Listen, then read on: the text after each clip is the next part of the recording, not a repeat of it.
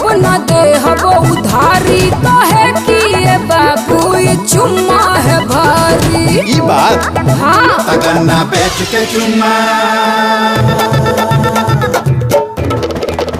हो गन्ना बेच के चुम्मा ले हम बैसाख में देबू चाहे 1 लाख में चाहे चीनी हमारी मिल जाए डार्लिंग खाक में ले हम चुम्मा 1 लाख में।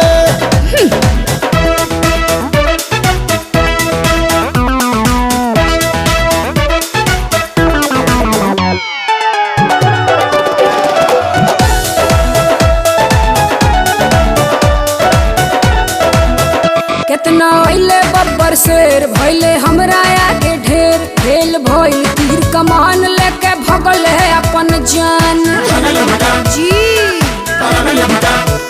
हौवे ऊपर बिहार यूपी बढ़ जाई तोहरो बीपी लगबू ऊपर नीचे हाथे जस हिला कब कस के चापे। तनिको दम रहल ना कौन चीज हाँ तनिको दम रहल ना उ मुर्गा के पाख में हाँ चुम्मा ली है 1 लाख अरे में। ऐसी घोटा लगबू मारे उल्टी गरम गरम राख में ले हम चुम्मा 1 लाख में।